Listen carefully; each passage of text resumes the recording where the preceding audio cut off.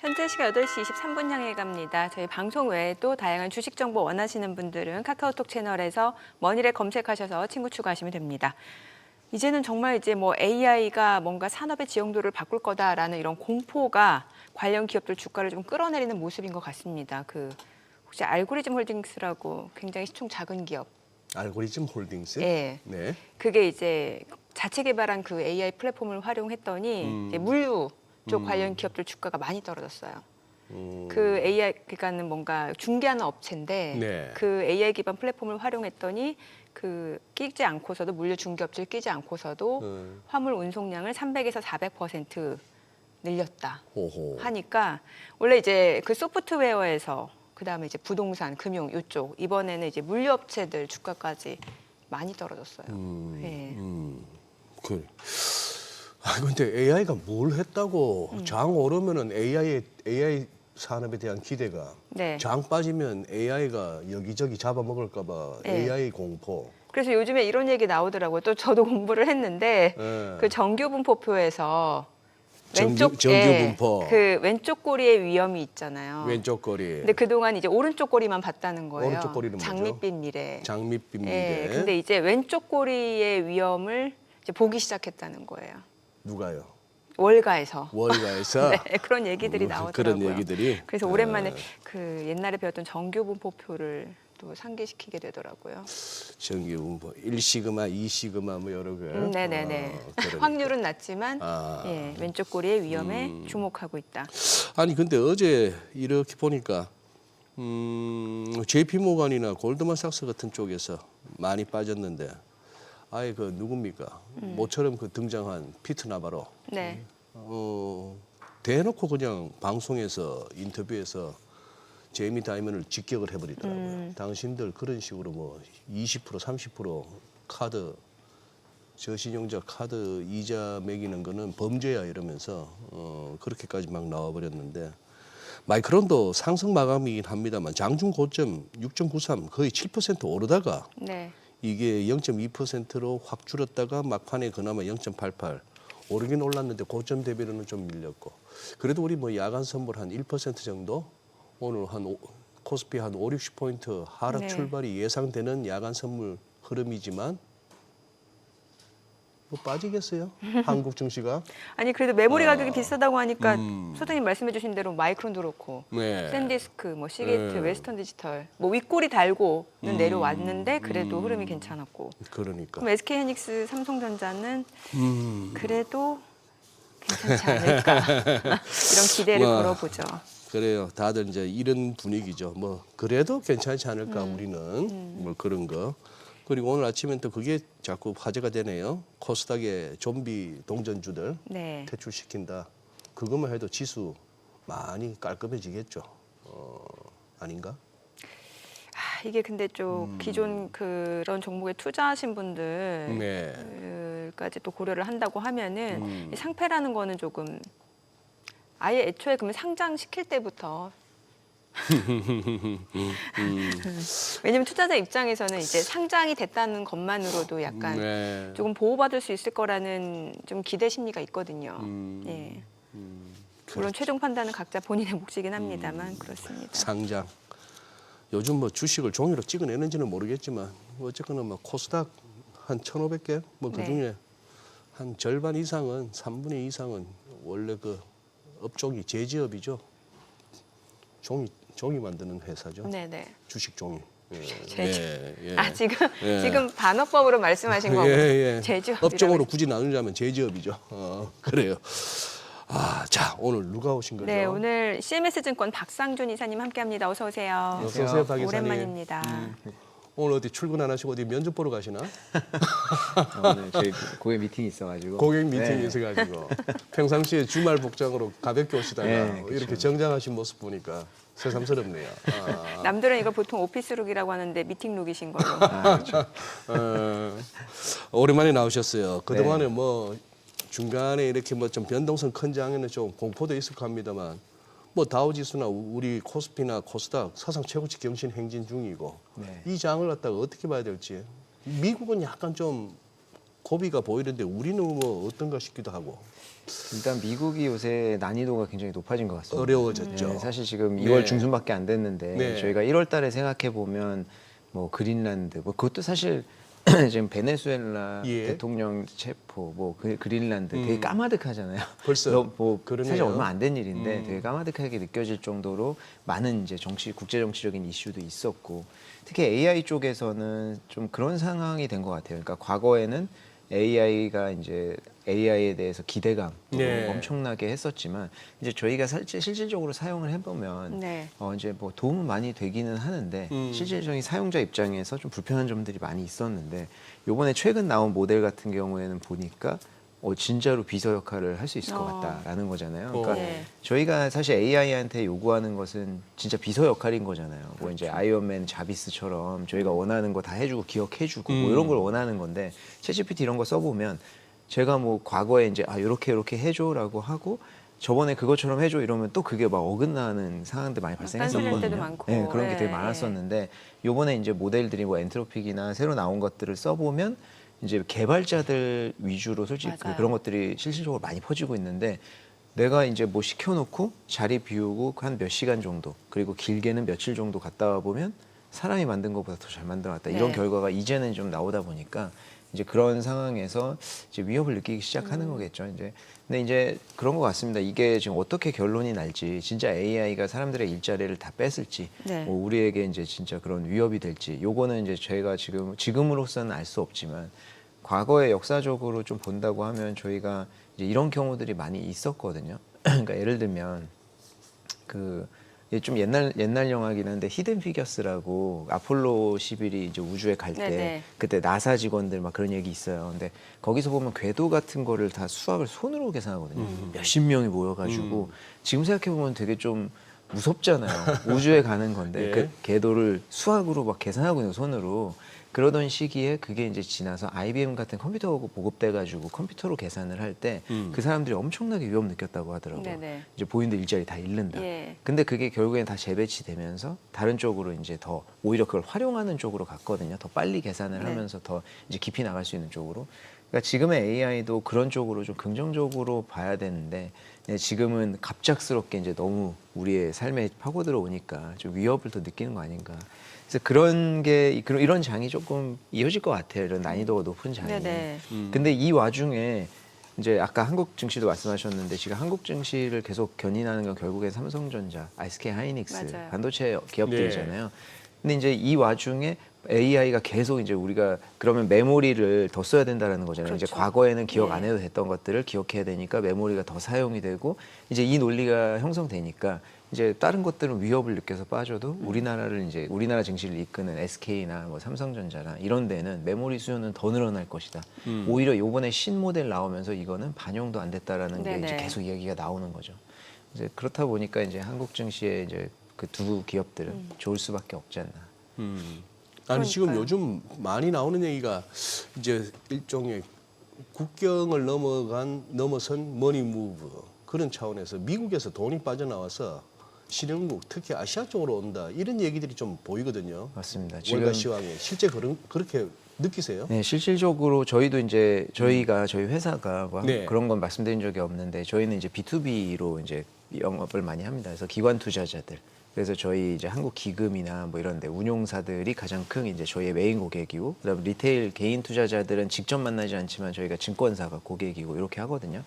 근데 이제 기금들이나 이런 흐름들을 보면 중국 쪽에 대해서 계속 준비를 하려고 해요. 근데 중국 준비하는 게 결국에는 EM 쪽으로 자금이 흐르는 건데 이런 고민인 거죠. 지금 미국의 난이도가 높아지고 올해는 이제 중간선거 변동성도 심하고 4년 연속이니까 올해 또 올라버리면 이제 이런 거에 대한 부담감들도 존재하다 보니까 EM 쪽 이머징 마켓 쪽으로 지금 계속 이제 자금을 이제 좀 어느 정도 분산을 시키려고 하는 노력이 나오는데 이머징 마켓에서 결국 제일 큰 시장은 중국이다 보니까 네.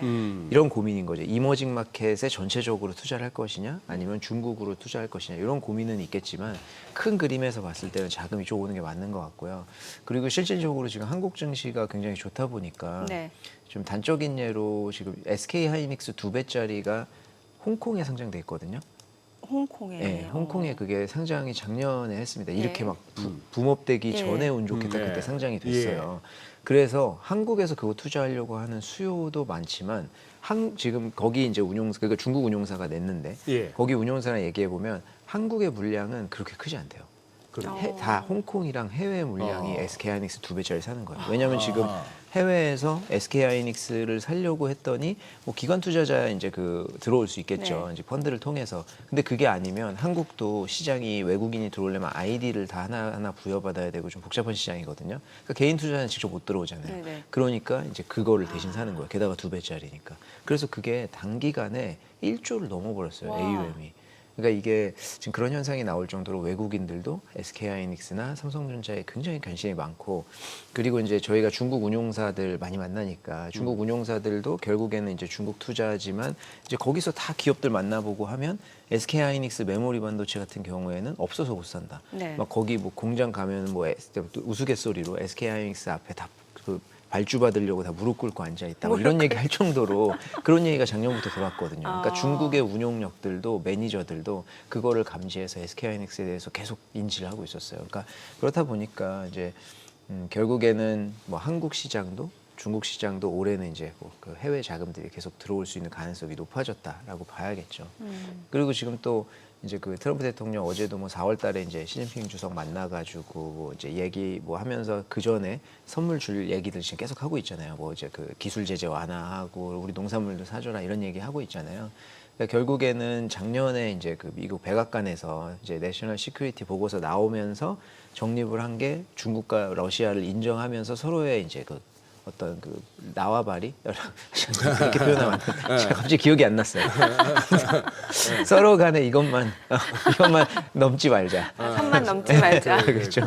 그래서 이제 그런 거를 명확히 했기 때문에 그 노선으로 나가는 것 같거든요. 그렇다 보면은 이제 중국에 대한 그 어떤 그 제재, 이제 경계가 올해는 조금 누그러지지 않을까. 그렇죠. 그렇게 보고 있습니다. 김도하는 종로, 이정재는 동대문. 네, 서로 그렇게 이렇게 서로의 넘지 말아야 영역을 되죠. 침범하지 않고 다만 이제 경쟁은 계속 하는 거죠. 네.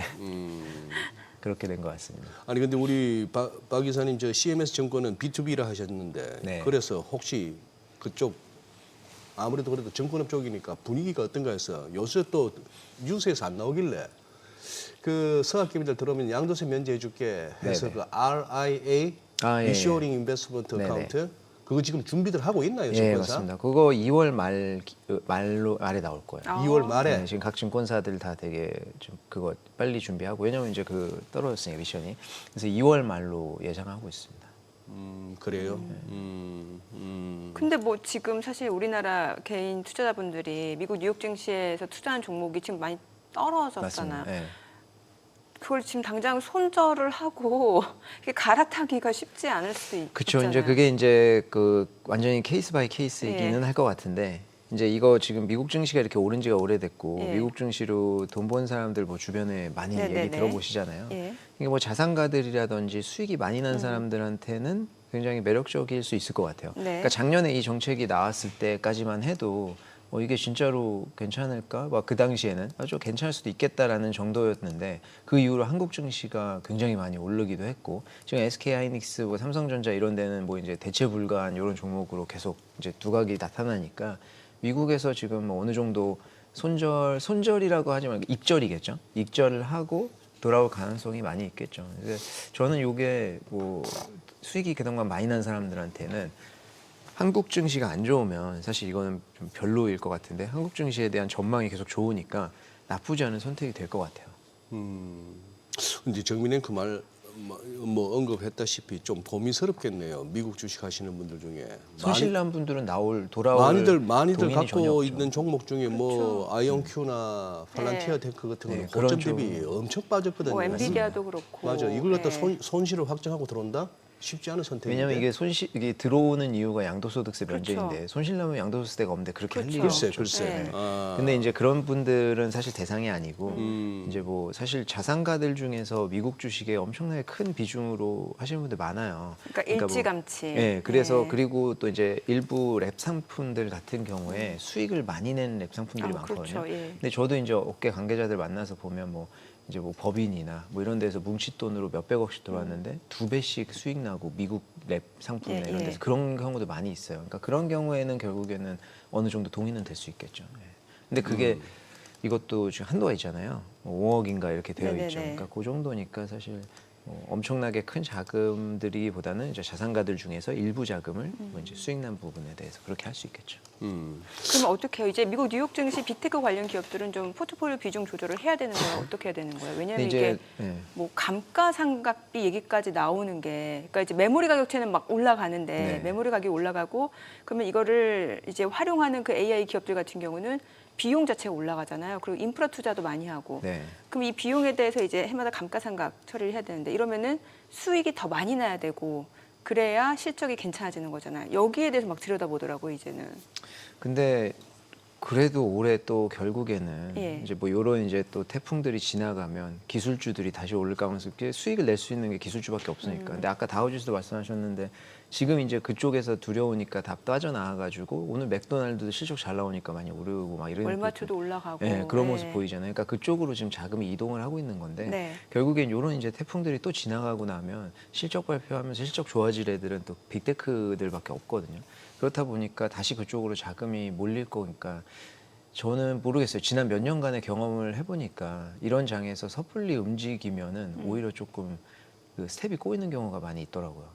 그래서 뭐 이제 그 아까 말씀하신 아이온큐나 뭐 엄청 그 테마성이 강한 종목들을 네. 갖고 있는 게 아니라고 하면 저희가 일반적으로는 빅테크나 이런 것들 많이 갖고 계실 거거든요. 네네. 결국에는 거기에서 또 이제 손절까지 해가면서 움직이는 거는 스텝이 꼬일 가능성이 많다. 그러니까 이런 장에서는 그냥 어찌 보면 좀 버티고 있는 게 더 중요한 것 같습니다. 저는 우리 박 이사님 뭐 한 달에 한 번 꼴로 이렇게 출연하실 때마다 두 가지가 떠올라요. 그 인형 그 이름 뭐죠? 그 판마테야. 아, 라부부. 라부부도 들고 오셨던 거 기억나고. 그리고 그때 저는 인상적이었던 게 조비 에비에이션. 네. 그 종목을 처음 들었고 네네. 그 당시에 굉장히 시세가 폭발적으로 나고 있던 중이었는데 이런 산업에 또 그거 하다 했는데 조금은 차트 보면서 우려했던 바가 현실화됐네요. 이게 한 21불 근처까지 갔다가 20불 때까지 갔다가 지금 9불 80센트니까 반토막도 더 나버렸는데. 네, 일단은 그 조비 에비에이션 뭐 이제 그 중소형 에어로바이러먼트 이런 기업들이 결국에는 이제 중소형 주자, 네. 중소형 주잖아요. 그러니까 결국엔 금리 인상, 뭐 금리 인하 이쪽 기조랑 굉장히 이제 큰 흐름에서 영향이 있거든요. 그래서 조비 에비에이션 같은 경우에는 올해 이제 CES 뭐 이런 거 나오면서 기대감들이 좀 있었는데 사실은 조금 이제 그 실용화, 상용화라든지 이런 거는 아직까지 단계가 좀 있다 보니까 이제 전반적으로 유동성이 풀리는 장세가 이제 역전되면은 다시 한번 좀 빠질 가능성이 있고 지금 그런 식으로 로켓랩이나 뭐 이런 종목들이 많이 빠져 있어요. 네. 이제 우주 관련된 산업이나. 예. 그래서 지금 이 시점에서 이제 로켓랩 같은 기업들은 저는 이제 좀 매수하기 굉장히 좋은 시점이 됐다. 이렇게 좀 보고 있기는 합니다. 그래요. 아니 그러면은 오늘 뭐 또 갖고 오신 부분 중에서는 비디오 게임 네네. 얘기가 있어요. 이거 좀 개장 전에 좀 들어봐야 될 것 같은데 이 비디오 게임을 주목해야 되는 거예요? 아, 그러니까 비디오 게임 산업에 주목하자기보다는 예. 지금 비디오 게임 요 종목을 제가 오늘 좀 골랐던 이유는 최근에 그 엔트로픽이나 뭐 이제 이런 그런 데서 나오면서 소프트웨어 기업들이 엄청나게 타격을 많이 맞아요. 받았어요. 예. 예, 그리고 이제 비디오 게임도 거기에 직격탄을 맞았거든요. 네. 근데 이 기업 같은 경우에 이제 그동안 주가가 굉장히 견고하게 올라가고 있다가 그 영향으로 이제 주가가 많이 하락을 했습니다. 한 30% 고점에서 하락을 했는데 네. 올해 이제 굉장히 명확한 호재가 좀 있어서 예. 제가 봤을 때는 지금이 조금 매수 기회가 되지 않을까 이렇게 생각을 어떤 하거든요. 업체예요? 요거 이제 테이크2라고 하는 기업인데요. 테이크 투. 네. 이거 아마 이제 그 기업 이름은 되게 생소할 수는 있는데 테이크 투 인터랙티브 소프트웨어. 네, 보유하고 있는 기업, 그 게임을 얘기해 보면 아마 다들 많이 아실 거예요. 네. GTA라고 하는 게임을 여기서 이제 보유를 하고 있는데 여기는 요 세 가지 게임 개발, 요거보다 이제 더 많지만 주요 이제 게임 개발하는 이제 그 브랜드가 요 세 개인데요. 이 노란색이 락스타 게임즈고 2K, 진가 이렇게 있거든요. 네. 네, 락스타 게임즈는 콘솔 게임, PC 게임, 모바일 게임 다 있고 2K도 마찬가지고 진가는 모바일 게임만 있습니다. 이렇게 세 개가 이제 대표적인 이제 게임 개발 브랜드인데 요새 이제 그 아까 게임 시장 말씀하셨는데 올해 이제 게임 시장에 그 올해부터 해가지고 계속 이제 게임 시장은 꾸준하게 이제 성장을 전 세계적으로 네. 성장을 하는 그런 시장이거든요. 지금 뭐 아마 게임을 안 하시면은 모르실 수도 있지만 작년 기준으로 봤을 때 전 세계 이제 비디오 게임을 하는 유저가 36억 명 정도가 됩니다. 와. 그리고 이제 모바일 게임 같은 경우에는 iOS나 구글 플레이에서 이제 구매액이 작년 한 해만 해도 1,670억 달러 정도 돼요. 네. 그러니까 이제 엄청나게 큰 금액으로 소비가 되는 시장이긴 하는데 좀 이제 간과되는 면이 있는 것 같기도 하고, 그리고 여기서 이제 락스타 게임즈에서 개발을 하고 있는 게 요 GTA라고 하는 게임인데, 요게 이제 그 게임을 안 하시는 분도 그걸로 아실 거예요. 예전에 SNL에서 요거 막 그 따라해가지고 막 이렇게 게임처럼 걷고 막 중간에 싸우고 막 그런 거거든요. 이제 GTA라는 게임을 안 해보셨죠? 근데 게임 화면을 좀 갖고 올 걸 그랬네요. 아. 네. 근데 이게 뭐냐면 미국 내에서, 그러니까 미국의 도시를 똑같이 복제한 게임인데 네. 거기에서만 이제 돌아다니면서 미션 완수하면서 길거리에 있는 사람들 막 싸우기도 하고 아, 그런 막 거예요? 자동차 훔치기도 하고 그런 경찰들 와서 잡기도 하고 막 그런 이제 오픈월드 기반이에요. 그래서 되게 자유도가 높은데 지금 이 화면에 나오는 이건 아니고요? 저거예요. 저게 이거, 이제 이거? 저거는 이제 그 2K에서 만드는 이제 농구 게임이고. 네. 근데 요게 이제 GTA가 그 5까지 나왔거든요. 근데 올해 이제 6가 나올 예정입니다. 네. 그게 이제 뭘 별거냐라고 생각하실 수 있지만 요게 이제 미치는 영향이 굉장해요. GTA 5가 2013년도에 나왔거든요. 지금 네. 2026년도잖아요. 13년 동안 개발하는데 13년이 걸렸어요. 그 정도로 오랫동안 만든 게임이고 올해 이제 나오면 GTA 5를 넘어서는데, GTA 5 나왔을 때 그 당시 제가 아직도 기억나는 게 그때 한국투자증권에서 근무하고 있었거든요.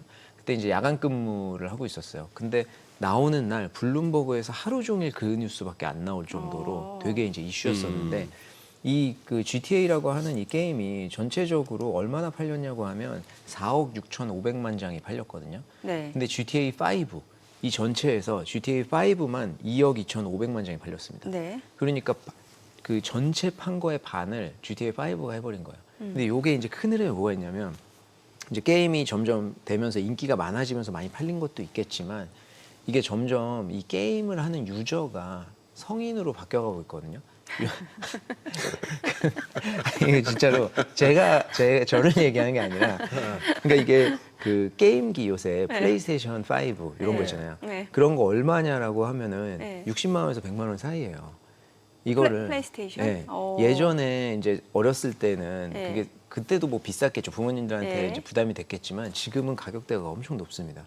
그리고 우리가 이제 전반적인 사회 흐름을 보면은 왜 이제 그 백화점 가면은 네. 남자층을 위해서 뭐 남자 브랜드만 있는 층이 하나 있고 네. 뭐 이런 것들이 있잖아요. 그러니까 네. 그 성인들이 점점 가면서 과거에 자기가 못했던 것들을 이제 성인 돼서 이제 뭐 게임기 사서 자유롭게 하고 이런 게 이제 기본적으로 많이 깔렸어요. 그러니까 지금은 이제 그 소비력이나 이런 것들이 되면서 이런 것들을 이제 그 소비를 더 하는 것들도 늘어났고 게임에 이제 그 충성도도 많이 올라갔다, 이렇게 볼 수 있는데, 요 GTA 5가 팔렸을 때 2013년도에 예. 기네스 기록을 갈아치고 했거든요. 그러니까 이제 10억 달러, 1조 넘어가는 매출을 달성하는데 최단기에 달성을 했고 첫날에만 8억 달러를 팔았어요.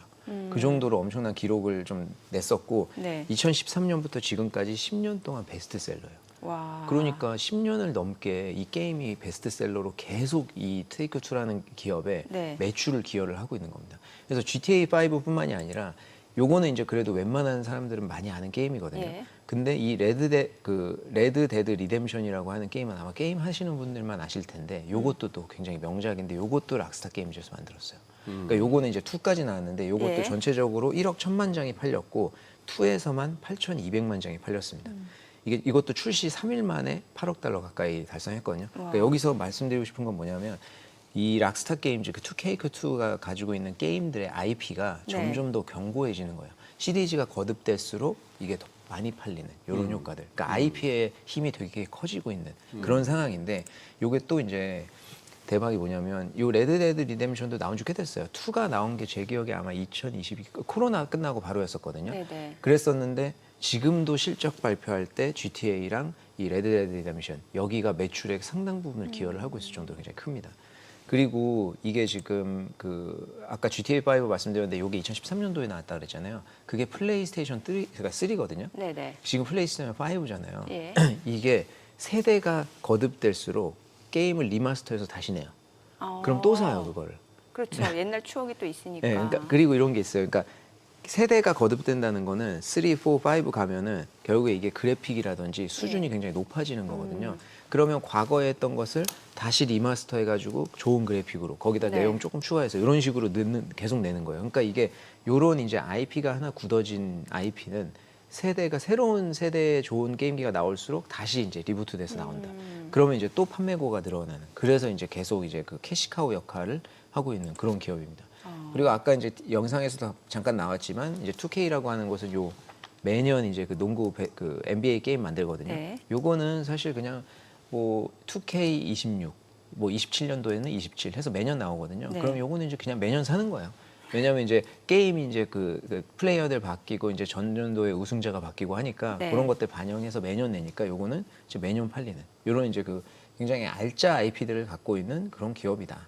예. 이렇게 좀 말씀드릴 수 있을 것 같고 요 기업이 이제 보면 아까 그 진가라고 하는 모바일 게임 말씀드렸었는데 네. 요 노란색 부분이 모바일 게임 비중이거든요. 지금 전체 매출의 한 50% 정도 차지를 해요. 네. 근데 이제 진가를 2023년도에 이제 그 M&A 완료하면서 매출 반영되기 시작했는데 그 모바일 수익 부분이 굉장히 이제 증가를 하는 걸 볼 수 있습니다. 그래서 그 콘솔이 38%, 뭐 PC나 이쪽이 11%, 요걸 두 개 다 콘솔로 친다라고 하면 콘솔 쪽이랑 그러니까 게임기, 네. 게임기 쪽이랑 모바일 게임이랑 해서 50대 50 정도로 굉장히 잘 포션도 이루어져 있는 이런 이제 좀 건강한 회사입니다.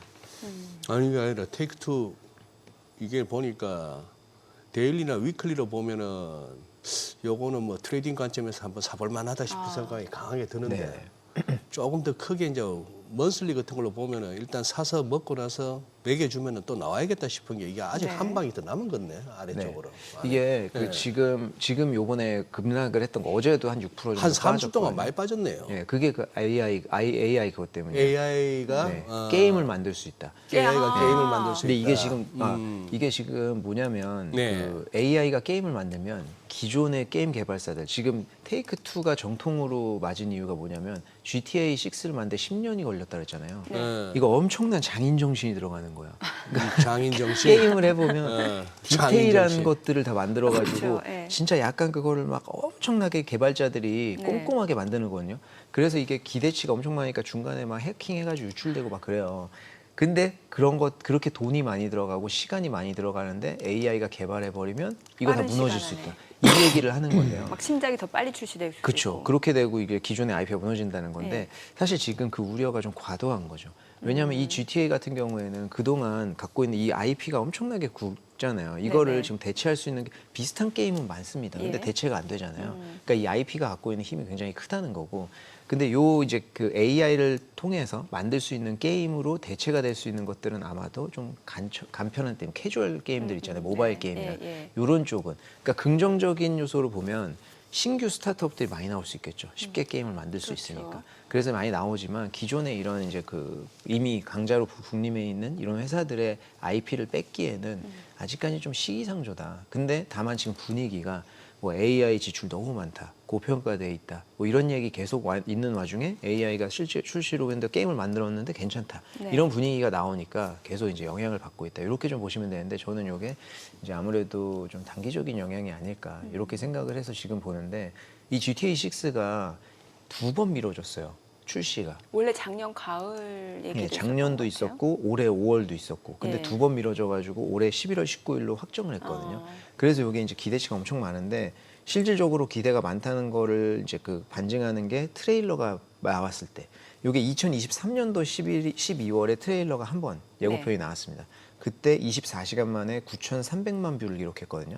그리고 2025년 5월에 두 번째 트레일러가 나왔는데 그때는 24시간 만에 4억 7,500만 뷰를 기록을 했어요. 그래서 사실 지금 기대치가 엄청 많아서 이게 나오면 아마 블룸버그에서 또 그날 하루 종일 나오고 엄청나게 이슈가 될 텐데 지금 이게 트레이딩 관점에서 보면요. 이제 그 시나리오를 좀 점검할 필요가 있는데 네. 지금은 사전 마케팅 기간이거든요. 이때가 기대치가 제일 높은 거예요. 예. 근데 그게 AI가 나오면서 깨졌고 다시 이게 좀 안정화되면 기대치가 다시 올라갈 수 있다는 건데 이 프로모션이 올해 여름부터 다시 진행이 될 겁니다. 그래서 그때 또 트레일러 나오고 이런 것들을 여름부터 할 거거든요. 11월 19일 출시니까.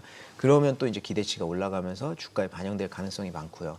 그리고 예약 판매가 이제 개시가 곧 될 거잖아요. 12월 네네. 19일 되면 보통은 이제 한 달 정도부터 예약 판매 하거든요.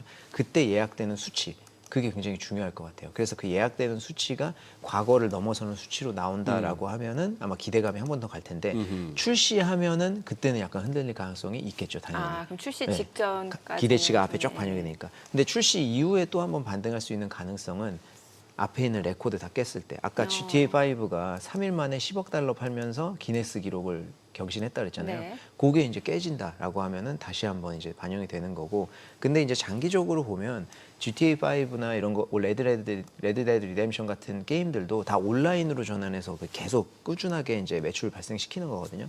GTA6도 분명히 온라인으로 갈 거다. 그렇게 되면은 이제 그런 고비를 넘어서 또 장기적으로 매출이 상승할 수 있는 한 번 이제 매출이 업그레이드 될 수가 있겠죠. 네. 그래서 실질적으로 매출 같은 경우에도 지금은 연매출이 한 뭐 60억 달러 정도 나오는데 이제 그 이후에는 GTA6 나오고 나서는 2배 정도로 증가할 가능성도 있겠다. 이렇게 보고 있습니다. 그래서 실질적으로 AI에 대한 위협 이런 뉴스들에 대해서 지금 너무 즉 이게 구글에서 그 월드 모델 나오면서 이제 깨지기 시작을 한 건데 네. 너무 지금 우려를 할 것은 아닌 것 같고요. 오히려 요거를 잘 활용을 하면 이제 게임 개발 비용을 뭐 이제 뭐 일각에서는 한 15% 정도 절감할 수도 있다. 뭐 이렇게 이야기를 하고 있기 때문에 그런 것들을 잘 활용을 해주느냐 이런 게 좀 관점이 될 것 같습니다. 그러니까 그 게임 개발 업체 내에서는 뭔가 개발 인력들을 축소시켜서 조금 더 인건비 절감 이런 식으로 해석도 가능하다. 그런 해석도 가능하죠. 네. 예, 알겠습니다. 자, 지금 시각 8시 54분 향해 갑니다. 오늘 양시장 호가 상황 좀 체크해 보겠습니다. 먼저 코스피 예상 체결지수부터 확인해 볼게요. 오늘 5,507 0.2% 하락 예상되고요. 코스닥은 1.2% 하락 예상됩니다. 지금 호가에서는 1,111로 집계가 됩니다. 시가총액 상위 종목 예상가 보도록 하겠습니다. 삼성전자가 오늘 보합권 출발 예상됩니다. 지금 호가는 17만 8,200원, SK하이닉스 소폭 하락 예상되고요. 지금 예상 체결가 89만 4천 원으로 0.68% 상승이 예상되네요. 현대차입니다. 0.7% 하락 예상되고요. 지금 호가는 50만 2천 원. 삼성전자 우선주는 지금 보합 예상되고요. LG 에너지솔루션은 1% 하락 예상됩니다. 호가는 40만 5천 원으로 집계가 됩니다. 삼성 바이오로직스가 0.4% 하락 예상되고요. 지금 호가 171만 1천 원. SK스퀘어가 0.8% 하락 예상됩니다. 기아가 지금 호가 16만 7천 원으로 0.4% 오름세 예상되고요. KB금융 예상 체결가 16만 7,700원, 두산에너빌리티는 9만 3,600원으로 1.9% 하락 출발 예상됩니다. 코스닥 시가총액 상위 종목 예상가도 보겠습니다. 에코프로가 2%대 하락 예상되고요. 지금 호가는 15만 1,800원, 알테오젠 1.6% 하락 예상되고요. 에코프로비엠 예상 체결가 20만 3,500원, 레인보로보틱스, 삼천당제약 모두 하락 출발 예상됩니다. 에이벨바이오도 1.9%가량 내림세가 예상되고요. 지금 호가 18만 5,500원. 코오롱 티슈진 보합 예상되고 있고 리노공업, HLB, 리가캠바이오 모두 지금 호가에서는 하락이 예상되고 있는 상황입니다. 자, 이제 개장까지 지금 한 4분가량 남았는데 일단 지금 아무래도 이제 코스피 쪽에서는 SK하이닉스, 삼성전자가 있다 보니까 낙폭 자체는 좀 제한적일 걸로 보여지고 또 금융주, 증권주들도 호가 분위기는 괜찮습니다. 아, 그래요? 예. 그래도 지금 이제 지수 보여주시고 시총 상위 이렇게 전반적으로 시세를 보여주셨는데 시총 상위만 봤을 때는 전자하고 하이닉스가 있어서 그렇구나.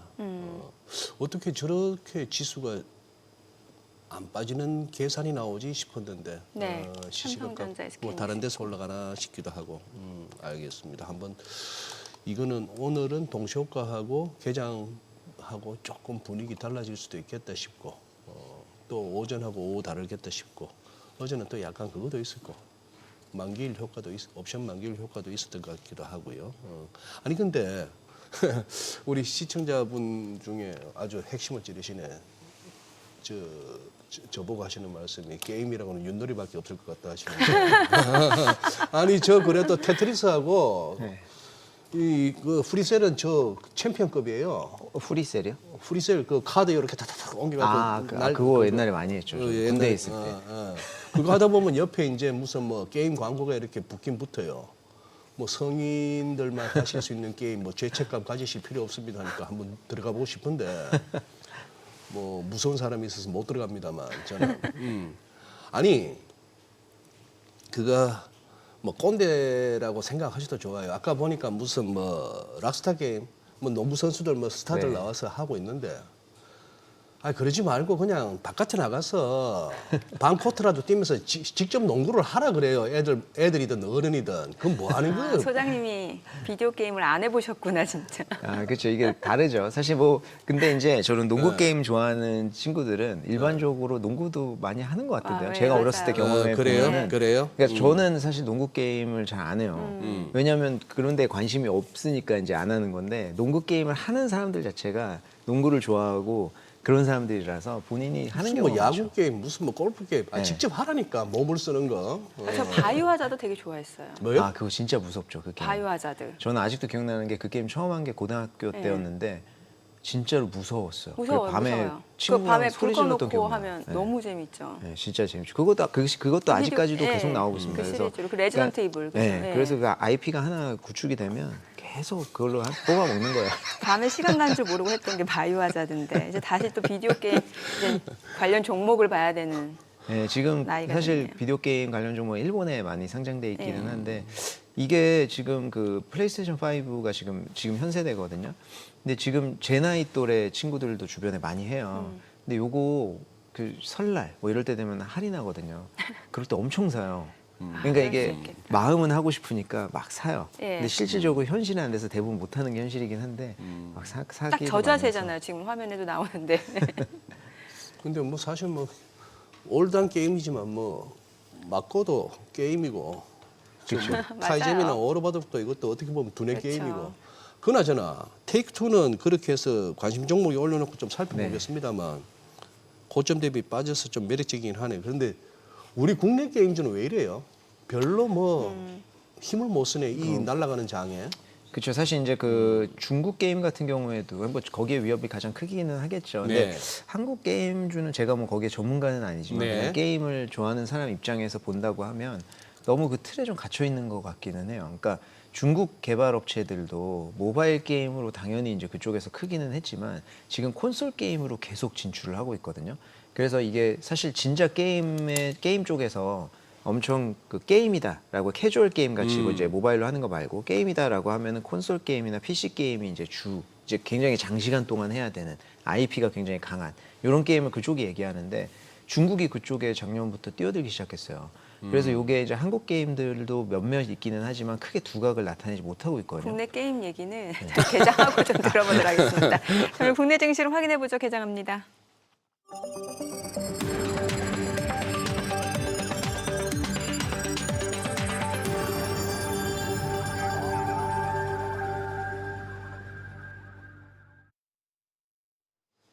(2월 13일) 금요일 국내 증시 개장했습니다. 간밤 뉴욕 증시 나스닥이 좀 많이 떨어졌고요. 다우지수까지도 좀 떨어지는 모습이고 전반적으로 이제 AI 공포가 좀 확산이 되면서 산업의 지형이 많이 바뀔 것이다라는 우려감에 매물들이 많이 출회되는 양상이었습니다. 이 가운데 마이크론 상승했고 뭐 샌디스크, 시게이트, 웨스턴 디지털 메모리 쪽 기업들은 그래도 흐름이 괜찮았거든요. 또 뭐 월마트라든지 이제 필수 소비재 쪽도 괜찮았습니다.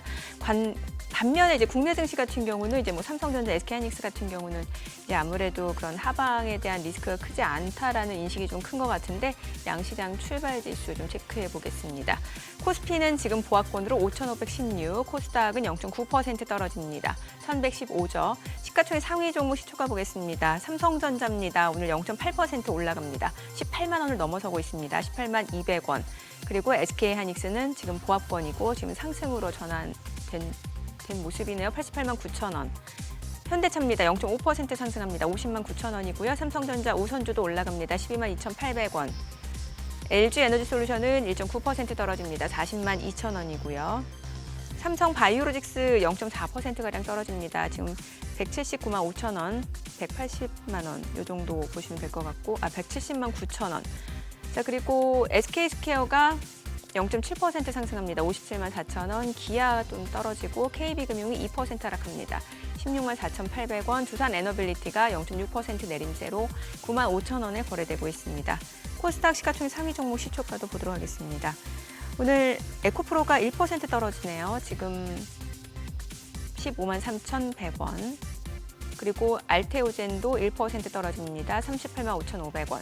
에코프로비엠도 1.6% 내림세고요. 레인보 로보틱스도 66만 8천 원이고 삼천당 제약은 52만 2천 원으로 지금 보합권 흐름 이어지고 있고 에이벨 바이오가 1% 떨어집니다. 18만 6,900원. 그리고 코롱 티슈진이 1% 하락으로 92,250원. 리노공업도 떨어집니다. HLB가 51,500원으로 1.3% 하락이고 리가켄바이오는 0.9% 떨어지네요. 오늘 시장에서 특징을 보여주고 있는 섹터 종목들 좀 체크를 해보도록 하겠습니다. 자, 오늘 뭐 전반적으로 지금 반도체 쪽이 흐름이 괜찮은데 증권주, 통신주 볼게요. 증권주부터 보도록 하겠습니다. 지금 부국증권이 9% 강세입니다. 84,800원. 신영증권도 8% 이상 올라가고 있고요. 미래에셋증권도 56,400원으로 5.6% 상승, DB증권도 2.8% 올라가고요. 유한타증권, 삼성증권도 오름세고 SK증권이 8% 강세입니다. 교보증권도 5% 올라가고요. LS증권, 유화증권, 현대차증권 다 올라갑니다. 오늘 증권주들 흐름 좋습니다. 자, 그리고 통신주. SK텔레콤과 KT가 2%대 상승세고 LG유플러스는 좀 떨어집니다. 통신 섹터 내에서는 혼조세가 좀 이어지고 있는 상황이고 페인트 관련주. 페인트 관련주도 혼조세입니다. 노루홀딩스 5% 강세고 반면에 조광페인트는 0.5% 떨어지고 노루페인트는 상승하고요. 페인트 관련주도 좀 혼조세 흐름이 이어지고 있는 상황이고 이 정도 보시면 될 것 같아요. 오늘은 SK하이닉스, 삼성전자 이런 섹터 쪽으로 매수세가 좀 들어오고 있는 모습이고 수급 상황 좀 체크하겠습니다. 오늘 유가증권 시장에서는 외국인 기관 동반 순매수 보여줍니다. 외국인이 596억 원, 기관은 350억 원 매수 우위고요. 개인은 926억 원 순매도입니다. 코스닥도 마찬가지입니다. 외국인과 기관이 동반 매수 우위를 보여주고 있습니다. 각각 276억 원, 13억 원 순매수고 개인은 236억 원 매도 우위 나타내고 있습니다. 환율 체크하겠습니다. 달러원 환율입니다. 환율 좀 체크를 해볼게요. 일단은 1원 30전 상승한 1,441원 50전에 개장이 됐습니다. 지금 양시장 혼조세 흐름이 좀 이어지고 있는 상황이고 오늘 보니까 증권주, 건설주도 좋고요. 그렇습니다. 아모레퍼시픽이 또 올라가네요. 네. 네.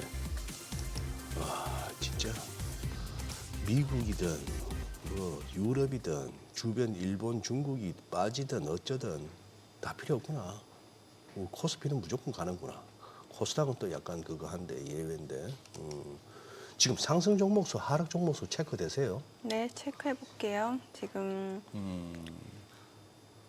상승하는 종목 유가증권 시장에서는 259개, 하락하는 게 601개. 코스닥 쪽에서는 하락하는 게 1279개, 상승하는 게 319개입니다. 좋은 장 아니잖아요. 삼성전자, 하이닉스 이런 쪽에 지금 이 지수 플러스 만드는 종목 몇 개 빼고 지금 이 장이 우리나라에 이게 좋은 장입니까, 박 이사님? 사실 이게 좀 안타깝긴 한데요. 저도 주변에 이제 금융 쪽이니까 다 네. 주식을 많이 할 거잖아요. 네.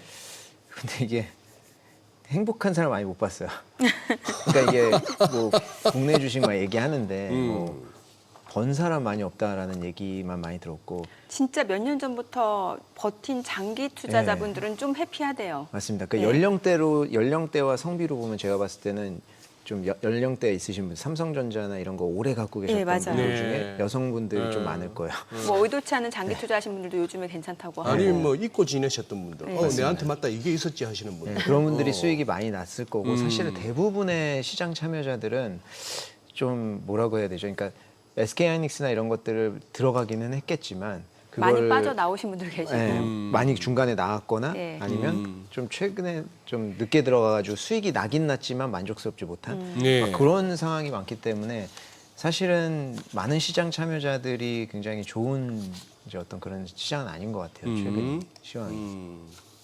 앞서 국내 게임 업체들 얘기 저희가 네. 마무리 좀 줘야 될 것 같아요. 네, 그래서 지금 작년부터 해서 중국도 이제 콘솔 게임 쪽에도 나올 정도로 예. 이제 그 요거를 보통 AAA 게임이라고 하거든요. 이제 네. 대형 게임들 그런 것들이 이제 작년부터 좀 나와요. 그리고 전 세계적으로 어필이 되기 시작을 했습니다. 그래서 한국도 그런 틀을 좀 깨서 그런 이제 종목 아니, 그런 게임들도 나오고 이렇게 좀 해야 될 것 같은데 너무 지금은 과금 구조의 어떤 네. 그런 것들에 많이 목매이다 보니까 그런 것들은 이제 중국에 좀 많이 밀릴 수가 있거든요. 예. 그렇다 보니까 그래서 조금 최근에 그런 것들 못 깨고 올라가는 거 아닌가 뭐 그런 생각을 좀 하고 있습니다.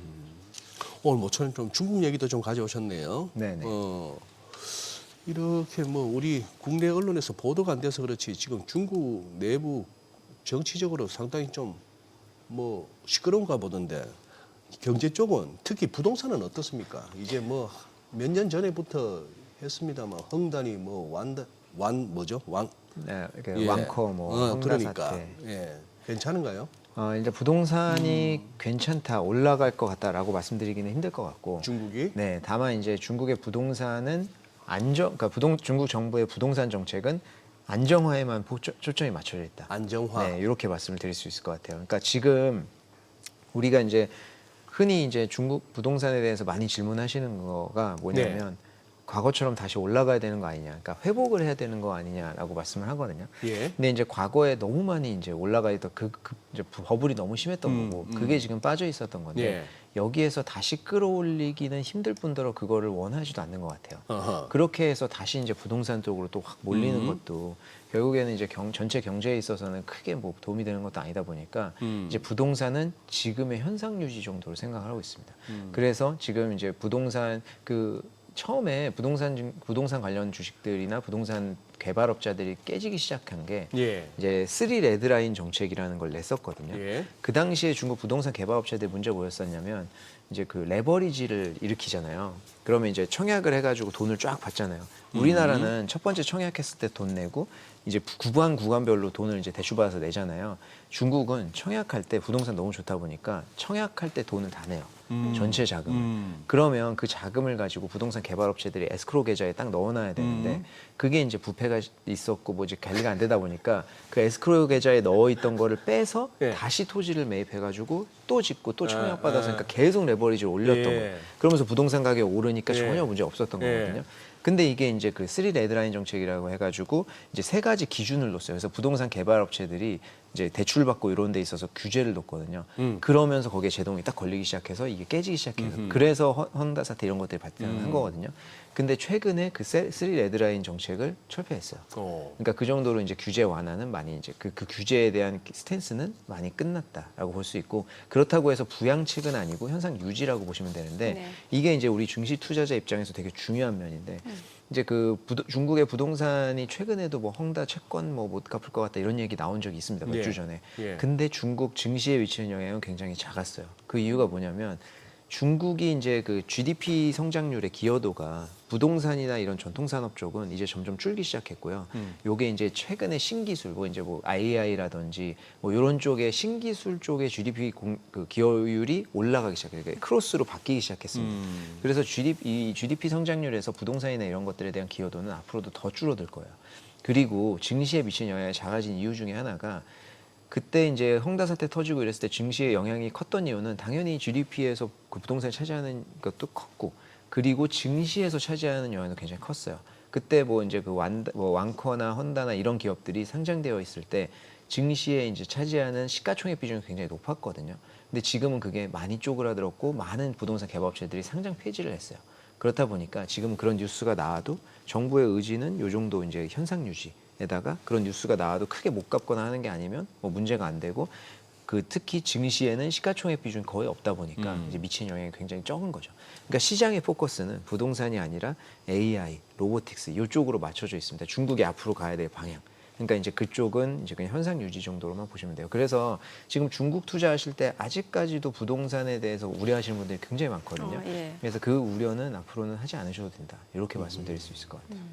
왜 보통 그 우리 설 연휴 기점으로 해서 중국에서 뭐가 하나씩 나오잖아요. 네네. 딥시크도 그렇고. 네. 요번에는 들리는 얘기 뭐 없어요? 요번에 이제 나왔죠. 몇 개 뭐 네. 바이트 댄스에서 이제 영상 만드는 그 뭐 어떤 AI나 이런 것들을 내놨었는데 그것도 좀 파격적으로 굉장히 잘 나왔었고 그거 이제 찾아보시면 나올 텐데 C 댄스라고 네. 그런 것도 굉장히 잘 나왔었고 그리고 딥시크도 새로운 모델 이제 나옵니다. 조만간 며칠 내로 나올 건데 그런 것들이 나오기는 하는데 지금 사실 다른 게 미국 증시에서는 더 큰 영향이 네. 뭐 이제 본인들 그 엔스로픽이나 이런 게 더 크다 보니까 아. 이게 조금 영향인 좌시되는 것 같고 근데 이제 일각의 뉴스는 뭐 딥시크 쇼크 같이 예. 뭐 이제 저렴한 가격으로 이런 영상을 만들 수 있다 이런 거 나오기는 하는데 그들은 또 다 대부분 오픈 소스잖아요. 네 맞습니다. 예. 그래서 월가에서는 크게 뭐 이제 집중을 하지 않는 것 같지만 네. 중국의 AI가 지금 상당히 많이 깔아놨거든요.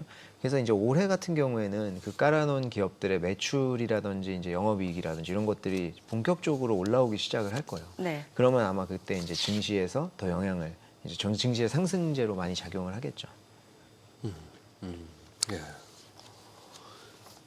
지금 양회를 다뤄야 되나 이 고택을 다뤄야 되나 뭐요? 뭐? 아니 이게 고택이라는 기업도 갖고 오셨는데 예. 요- 양회에서 뭐 어. 특별한 게 있으면 아 올해 양회는 저게 있을 거예요. 아마 그 올해가 15차 5개년 계획 예. 원년해거든요. 첫 해라서 이제 그 양회에서 15차 5개년 계획에 대한 건의안은 작년 12월에 이제 다 올라갔고 양회에서 그걸 확정합니다. 그래서 양회 확정을 하고 나면 15차 5개년 계획이 본격적으로 시작되는 거거든요. 그래서 이제 올해 뭐 댐 건설이나 이런 것들도 고정자산 투자가 이제 3월부터 본격적으로 많이 이루어질 거고 아마 이제 그때부터 이제 AI 쪽이나 이런 쪽에 지원이 많이 들어갈 거예요. 그래서 양회 기준으로 양회는 보통은 네. 정치 행사여서 항상 이제 외국인 투자자들이 양회 전에 기대감으로 올랐다 양회 하면 빠지고 이런 것들이 좀 있었는데 양회는 정치 행사의 성격이 강하기 때문에 네. 경제적으로 뭐가 나오진 않아요. 근데 올해는 15차 5개년 계획 원년이기 때문에 이제 거기서 이제 본격적으로 이제 뭐 이제 그 나올 거다. 그 계획이. 그래서 그러면 이제 그런 건 영향 기술주나 이런 데 영향 줄 수 있죠. 뭐 실무진 쪽에서 15차 5개년 계획 뭐 만들어서 이렇게 발표할 그거는 만들고 있겠습니다만 지금 이거 뭐 그런 거 신경 쓸 정신이 없을 텐데 중국 지도부가 다들 누가 오야인지 그게 지금 불분명해가지고 그리고 이건 뭐예요? 고택이라는 회사는 뭐 하는 회사예요? 아, 여기 이제 예. 그 스마트 뭐 이제 스마트 기기 쪽에 부품이나 뭐 에어팟 이런 거 만드는 기업인데 아, 에어팟을 만들어요? 네, 그 사실 이제 그 애플이 중국에 이제 밸류체인이 많잖아요. 네. 그래서 중국의 고어텍이나 뭐 이런 기업들이 그 수혜를 많이 받아서 엄청나게 성장을 했거든요. 그러니까 여기 고어텍은 중국의 이제 3대 애플 밸류체인 업체 중에 하나거든요. 지금 스마트 기기라고 하는 스마트 하드웨어, 음향 기기 이쪽의 매출 비중이 76%입니다. 그래서 이쪽이 가장 중요한 그런 기업인데 주가를 보면은 되게 흥미로운 게 있어요. 그러니까 2010년도에 보면 그때 애플의 음향 부품 만들던 회사였어요. 네. 근데 거기에서 기술이 입증이 되면서 에어팟을 만들기 시작을 했습니다. 어. 그래서 부품 만들 때도 주가가 한 10배 정도 올랐거든요. 예. 그리고 이제 에어팟을 만들기 시작을 하면서 2018년도에 주가가 또 한 8배 정도 상승을 했어요. 그러고 나서 2020년도에 무슨 일이 있었냐면 이제 VR, AR 쪽의 음향기기 있잖아요. 그것도 이제 만들기 시작을 했는데요. 요게 이제 메타의 수주를 받기 시작했습니다. 이 주로 이 곡을 만드는 거예요? 네, 거기에 이제 음향기기도 음향까지. 들어가잖아요. 그런 쪽에 이제 들어가는 제품도 만들기 시작을 해서 20년도에 메타의 수주를 받기 시작했고 21년도에는 그 애플도 만들었잖아요. 네. 그 VR 거기에 이제 AR 거기에 들어가기 시작했죠. 그러면서 이제 주가가 쭉 올랐는데 최근 2022년도에 이제 생산 수율 문제에 따라서 에어팟 그 50% 삭감되면서 주가 70%확 빠졌거든요. 네. 그러고 나서 이제 다시 최근에 이제 주가가 조금 바닥을 기다가 올라가기 시작을 하는데 최근에 이제 메타 관련돼서 뉴스 그런 거 나오잖아요. 이제 메타 글래스. 네. 그게 이제 잘 팔리기 시작을 예, 했다. 예. 그래서 뭐 100만 원 넘어가고 어. 최근에는 이제 고가임에도 불구하고 잘 팔리기 시작을 했거든요. 그리고 알리바바 이런 데에서도 그 관련된 이제 그 AR 글래스를 계속 내놓기 시작을 했어요. 그래서 요게 이제 앞으로는 좀 시장에서 많이 팔리기 시작을 할 것 같은데 거기에서 이제 또 수혜를 받을 수 있는 종목이죠. 그래서 지금 하드웨어 기업이니까 좀 옛날 기업으로 느껴질 수는 있겠지만 AI가 성장하면서 거기에 수반되는 음향기기나 이런 쪽에는 많이 들어간다. 그래서 그런 측면에서는 주목해 볼 만한 기업이라고 할 수 있죠. 근데 주목은 하겠는데 막상 투자를 하려면 우리 일반 개인 투자자들 같은 경우에 어떻게 접근해야 됩니까? 살 수 있기는 합니다. 위안화로, 그러니까 모든 증권사에서 위안화로 이제 그 환전을 하면 예. 살 수 있어요. 이 종목 코드가 002241이거든요. 요걸로 지금 그냥 사실 수도 있는데. 아, 그래요? 네, 그냥 사실 수도 있죠. 위안화로 환전하시면. 모든 증권사에서? 네, 맞습니다. 아니면은 그렇게 조금 약간 잘 몰라서 부담스럽다 하시는 분들은 어떻게 해야 돼요? 그러니까 이게 이제 중국 증시에 투자할 때 예. 이제 그 종목으로 하실 수도 있는데 종목이 너무 생소하잖아요. 예. 맞아요. 그래서 종목으로 투자하기 좀 힘들고 그래서 최근에 ETF 많이 하시다 보니까 ETF로 접근하시려고도 하긴 하거든요. 네. 근데 중국은 ETF로 투자하기가 좀 힘듭니다. 왜냐하면 이제 중국이 그 변화가 굉장히 심해요. 그 지수별로, 테마별로. 예. 그래서 이제 테마가 어쩔 때는 로보틱스가 좋았다가 어쩔 때는 어떤 테마가 좋았다 이래가지고 테마형 ETF가 많이 상장되어 있어서 그걸로 하실 수 있다라고 할 수 있는데 그게 되게 어려운 게 네. 과거에 이제 전기차 ETF 한국에서 엄청 컸었잖아요. 네. 그게 4조 원까지 갔다 2조 원으로 확 줄어들고 최근에 좀 다시 올라가긴 하는데 그러니까 그 정도로 이제 변동이 심하거든요. 그냥 물려버리면 어떻게 할 수 있는 방법이 없어요. 네. 그리고 그냥 그러면 대표 지수를 하겠다라고 하시는 분들도 있는데 이게 이제 중국에서는 좀 유용하지가 않습니다. 그러니까 이게 보면 S&P 500 같은 경우에는 여기 표에 보시면 검은색이 S&P 500을 추종하는 VO라고 하는 ETF고 네. 빨간색은 중국의 대표 지수인 CSI 300을 추종하는 ETF거든요. 근데 이게 지금 수익률 차이도 나지만 수익률은 그건 뭐 이제 그 당시에 증시의 상황에 따라서 그렇다고 할 수 있지만 네. 연평균 환산율을 보면 연환산 이제 수익률을 보면 이게 중요하거든요. 네, 네. 내가 S&P 500에 투자했을 때 연환산 수익이 얼마나 나올 것이냐. 네. S&P는 한 12% 정도 나옵니다. 그러니까 그냥 S&P 500에 투자하면 12% 정도 나온다는 거예요. 근데 CSI 300은 4% 나와요. 그러니까 그냥 대표 지수에 투자하면은 안 돼요. 그러니까 여기서 핵심은 뭐냐면 중국은 액티브로 투자를 해야 된다라는 거거든요. 네. 근데 그걸 제가 직접 할 수 없으니까 제가 봤을 때 이제 가장 좋은 거는 한국의 ETF, 액티브 ETF 타임폴리오가 잘하잖아요. 이 타임폴리오 차이나 AI 액티브 차이나가 나와 있고요. 예. 요거는 액티브로 운영하는 거니까 이런 ETF를 매매하셔도 되고 그리고 각 증권사별로 요새 랩 상품 많이 하시잖아요. 랩 상품은 다 거의 대부분 액티브거든요. 중국 랩 상품으로 하는 것도 괜찮습니다. 그러면 이제 거기에 투자 전문가가 그거를 중국에 이제 상품을 왔다 갔다 이제 테마별로 이제 그 유망 종목을 담는 거기 때문에 제가 봤을 때는 요새 미국은 워낙 정보가 많다 보니까 그거를 직접 하시는 것도 유효하지만 중국은 네. 그게 힘들다 보니까 맞아요. 이런 액티브 ETF나 그냥 랩 상품이나 뭐 그런 것들 가입하시는 것도 좀 나쁘지 않은 선택인 것 같아요. 알겠습니다. 오늘 내용 잘 들었습니다. 네, 고맙습니다. 고맙습니다. 감사합니다.